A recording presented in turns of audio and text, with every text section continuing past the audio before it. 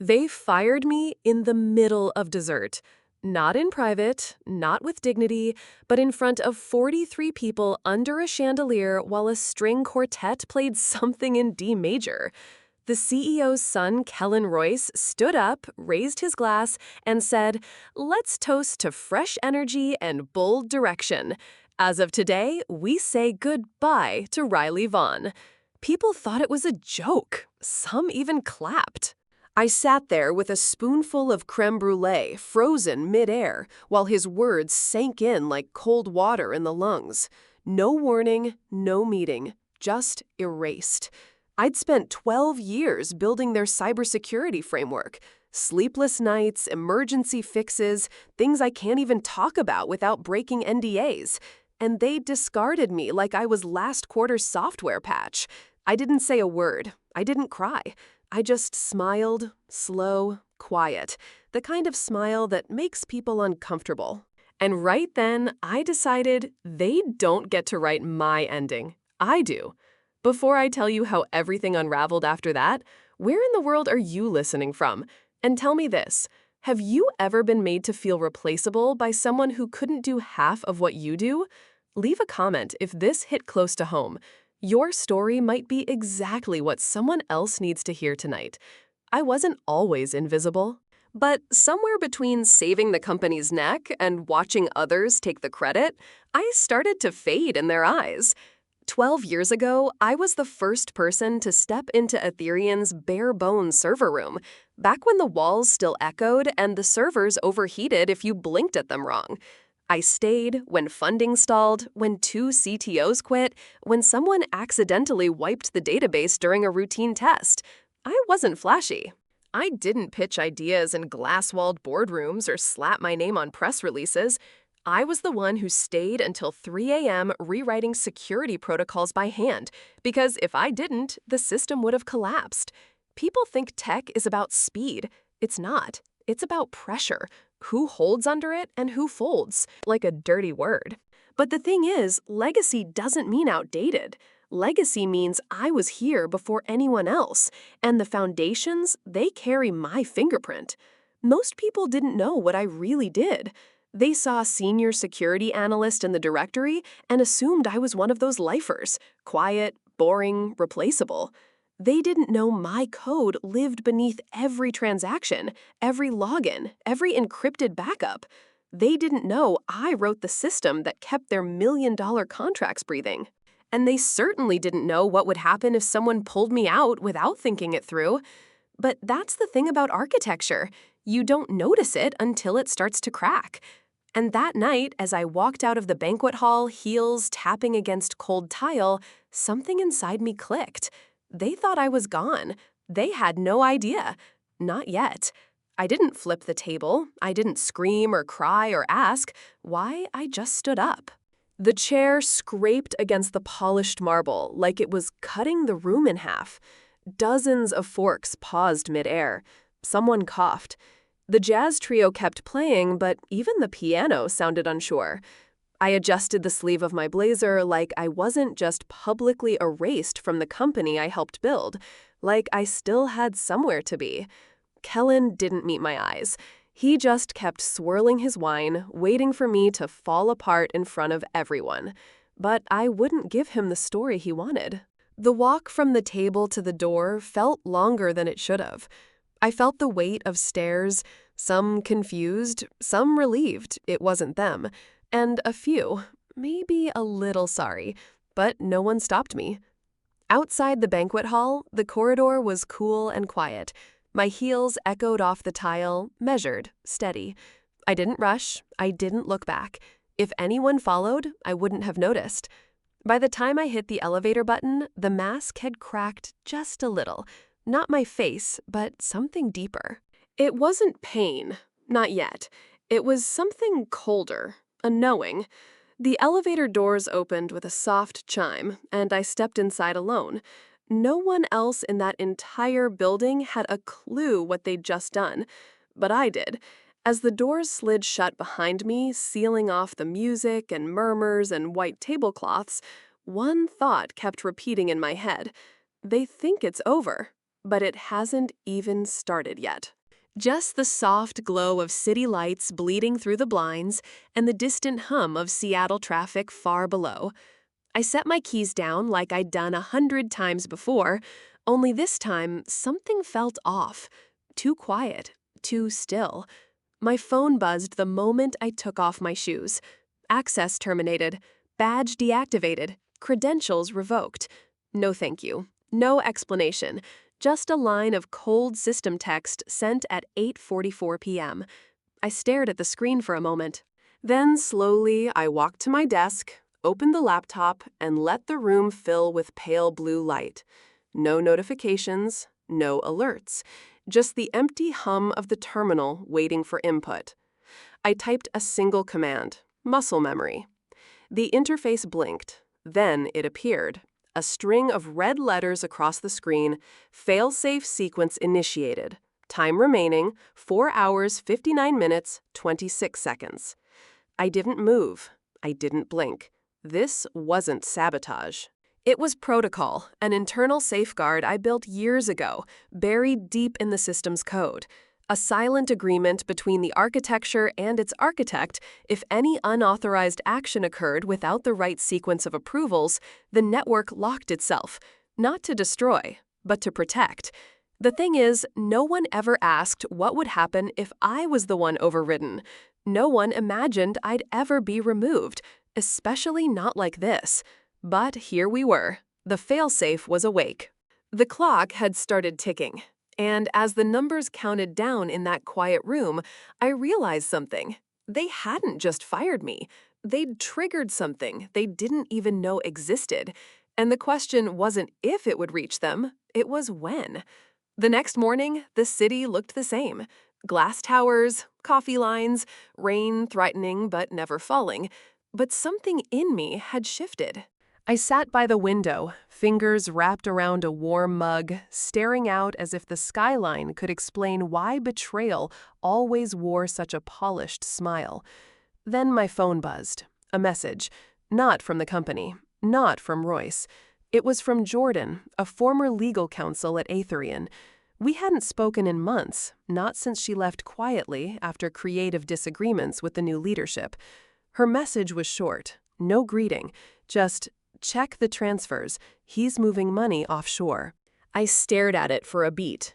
Then again. And again. The words felt like ice in my chest.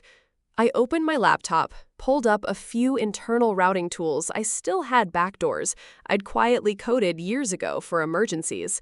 Within minutes, I saw it multiple high-value transfers routed through shell accounts in the Caymans and Singapore. Tiny amounts masked under vendor invoices. But the pattern was too clean, too intentional. Royce wasn't just cleaning house. He was clearing the decks. Setting the company up for a quiet collapse, or maybe prepping his own golden parachute. And me, I was the last piece in the way. The one who knew how the infrastructure worked. The one who could trace where the bodies were buried, digitally speaking. No wonder he needed me gone. Not laid off, not transitioned, erased. I sat back in my chair, heart pounding, not with panic, but clarity. This wasn't about culture. It wasn't even personal. It was strategy. And I had just become a liability. Outside, a siren wailed somewhere in the distance. Inside, the countdown ticked beneath the surface of my screen. 4 hours, 22 minutes, 41 seconds. And suddenly, I wasn't just watching Royce anymore. I was following the trail. And what I was about to find might change everything. I didn't plan to look at the internal staff logs, but once you've seen the first crack in the dam, it's hard not to keep watching for more. I wasn't even surprised when I found it. A list. Names. Over 30 engineers, analysts, and infrastructure staff people I'd worked alongside for years terminated within a 12-hour window. No notice. No severance package posted. Just gone. The launch team was wiped. The DevOps lead. The last 2 people in compliance, all quietly deactivated in the system, like trimming fat off a spreadsheet. At first, I thought maybe it was layoffs. Then I saw the timestamps. Some were let go at 2:43 a.m. Others 407. It wasn't downsizing, it was a cover-up. Wipe the voices that could raise red flags, erase the people who still had keys to the safe, and keep the ones who were either too new or too scared to question anything. I felt the breath leave my body as I sat there, hands motionless over the keyboard. I remembered birthdays, late-night pizza during outages, running fire drills in February because someone forgot a comma in the update log. These weren't just coworkers. They were the ones who stayed behind the scenes and made the impossible work. Now they were disposable. And for a second, just a second, I wondered, should I just walk away? Let the system tick down and deal with it? Or, then a message popped up. No name, no subject line, just one sentence. You're the only one left who knows where everything connects. My chest tightened. The screen blinked again. 3 hours, 56 minutes, 08 seconds. I closed my eyes, exhaled slowly, and whispered to myself, then I guess I'm not done yet.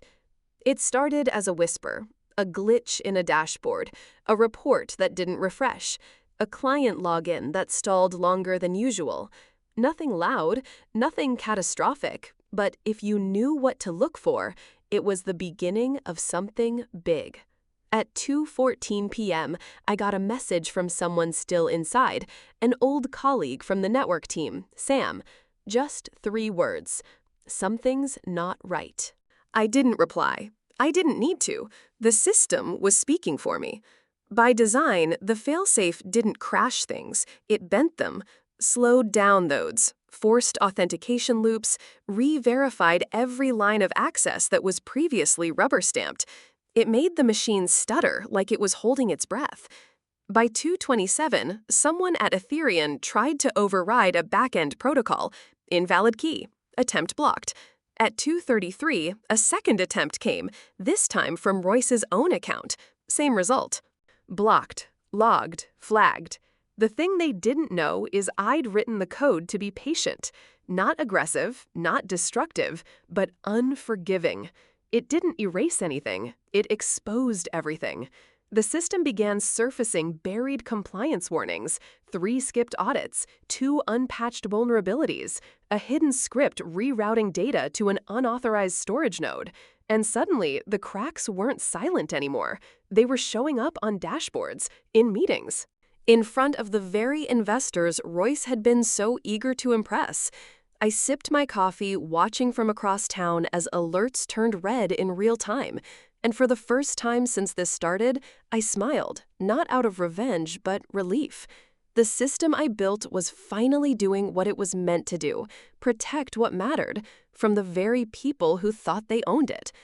And then, at 2:41, I got another message, this one from a restricted admin channel I hadn't accessed in years. Riley Royce just scheduled a company-wide emergency call. He looks like he's about to break. My phone rang at 3:02 p.m. I didn't recognize the number, but I already knew who it was.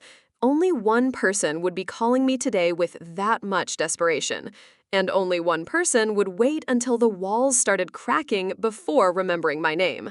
I let it ring twice, 3 times. Then I answered. Riley Kellen's voice came through tight and forced. Look, I know you're probably upset. I didn't say anything. He kept talking, fast like he was trying to outrun the fire behind him. There's been a disruption. Some systems aren't responding. We've got a few clients asking questions. But I know you. You're the one who built most of this. I'm sure there's a way we can fix it. Together. Together. Interesting word choice for someone who threw me out over creme brulee. Still, I stayed quiet. Sometimes silence says more than 100 words ever could. I'm willing to make it worth your while, he added quickly. Cash, equity, title, you name it. Let's talk. I'm open. Open? That's new. Wasn't he the one who once said I was too embedded in the past to lead future innovation? And now he wanted me back because the future he built couldn't even log in? I finally spoke, just 2 words. I see. That was enough. He paused. Then the pitch in his voice changed. It dipped. Please.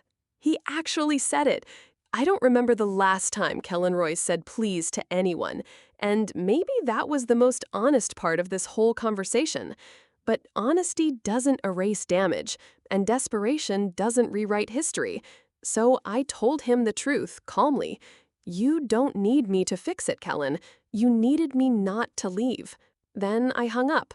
No yelling, no threats, just a quiet click and the weight of a decision he'd made days ago echoing right back at him. And as the screen faded to black, a new message popped up on my laptop. Root access bypass attempted. Security escalation triggered. The system had just raised the stakes, and this time it wasn't asking for permission. The coffee had gone cold. I hadn't touched it since the call ended. I just sat there staring at the screen, at the glowing countdown that hadn't stopped ticking. 2 hours, 47 minutes, 13 seconds. That's how long I had to decide, not whether I could stop it. I could. One command, one override, and the system would stabilize. But the real question was, should I? I leaned back in my chair, let my eyes drift toward the window. Outside, the city kept moving. People crossing streets, horns echoing in the distance. No one knew what was unraveling behind Aetherian's glass walls. I thought about the engineers they'd fired, the interns who believed in the company more than the execs ever did. The quiet ones who stayed after hours to fix problems no one else noticed. I thought about how many of them had called me the glue, the one who always held things together, even when the leadership was busy tearing it apart. And then I thought about Kellen, the way he said please like it was a foreign word, the way he offered me equity in a system I'd already built with my own hands. He didn't want me back, he just didn't want to watch it fall. My fingers hovered over the keyboard. The command was right there. One press, and this would all be over. No lawsuits, no headlines, no one getting hurt, not really. But then a second email came in. No subject, no name, just 7 words.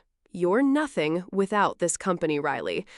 I stared at the screen, at those words, and something in me clicked. He still didn't get it. This wasn't about holding the system hostage. It was about reminding him and everyone like him who built it in the first place. I slowly pulled my hands away from the keyboard and let the countdown keep going. 2 hours, 41 minutes, 05 seconds. Still plenty of time. And I wasn't done watching. It didn't crash all at once.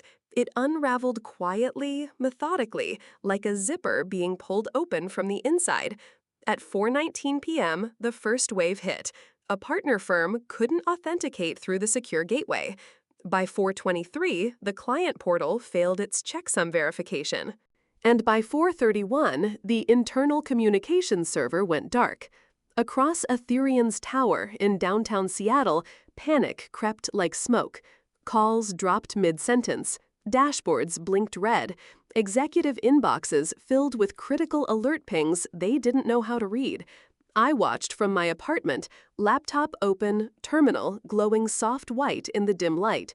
No gloating, no fireworks. Just the sound of my breath and the hum of the system doing what it was built to do, protect itself from reckless hands. Royce had called an emergency all hands 30 minutes earlier. The recording leaked to me in less than 10. He stood in front of the team, suit pressed, voice tight, insisting they had full control of the situation. But I saw it. The twitch in his jaw, the way his eyes darted every time someone muttered a status update he didn't understand.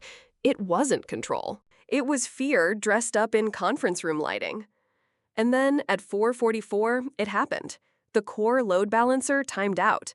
The failover failed, and the system, like a body losing blood pressure, started collapsing inward. Government clients began pulling connections. Contractors called for emergency audits. And investors, they panicked. I refreshed a news tab. Aetherian stock drops 19% in 7 minutes. CEO silent. Funny. Just days ago, Kellen Royce had stood in front of a ballroom full of suits celebrating bold leadership. Now he couldn't even get into his own admin panel. And as the final report came in, root certificate chain, invalidated, master key offline, I just sat there quiet because I hadn't touched a thing. I built the system to defend itself when no one else would, and now it was doing just that. But what came next was never part of the original plan. It was around 5:07 p.m. when the email came in. Subject line, "We'd like to talk." Sender, Orion Systems, Ethereum's biggest competitor, and the company Kellen once mocked as outdated and overfunded. I clicked it open, more curious than anything. Inside, a brief message. Polite, professional, but the line that caught my attention was this: "We're prepared to triple your last contract. Full discretion, full creative authority. We believe you know exactly where the real infrastructure lives." I leaned back in my chair because they weren't wrong. What most people didn't realize was that the system Aetheran depended on, it didn't belong to Aetheran. Not entirely. Years ago, after one too many all-hands where my work was paraded as someone else's success story, I registered a holding LLC under my mother's maiden name. Quiet, legal, clean. Then I rewrote key sections of the codebase, core functions, authentication layers, long-term backup protocols, all modular, all licensed. To me, not because I planned to leave, but because I knew one day they might try to push me out and keep everything I built, and I wasn't about to let that happen. So while Kellen was giving speeches, I was filing paperwork. The architecture, the proprietary sequences, the data mapping engine he bragged about to investors, all protected, all traceable, all mine. So now, as his empire crumbled and my inbox lit up with offers, all I had to do was choose where the future went next. And just as I was about to close my laptop, my phone rang. Again, same number, same man. But this time, he wasn't calling to negotiate. When I finally answered the call, there was no arrogance left in his voice, just static and panic. Riley Kellen said barely above a whisper, "Tell me what you want. I'll sign anything. Just make it stop." I didn't yell. I didn't gloat. I just sat there quiet, letting his desperation hang between us. It wasn't satisfaction I felt, it was clarity. Because this wasn't revenge, it was cause and effect. You can't rip out the foundation and expect the building to stand. I told him calmly, "You should have respected the people who built what you inherited, not replaced them to look powerful." Then I hung up. That was the last time we spoke. In the weeks that followed, Ethereum's board forced Kellen to resign. Contracts were lost, investigations opened. But I didn't watch any of that unfold on the news. I had moved on. I signed with Orion under my own name. No middlemen, no ghost companies. This time, I built it in daylight, on my terms, with a team that saw me not as a tool, but as the architect. And what I learned through all of this, power isn't something you inherit.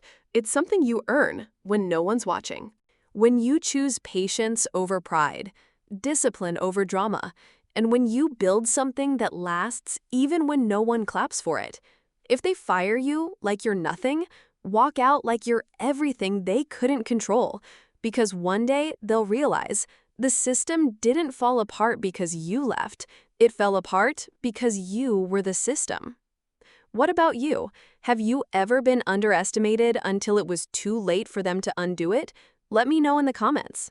Someone out there might need your story tonight.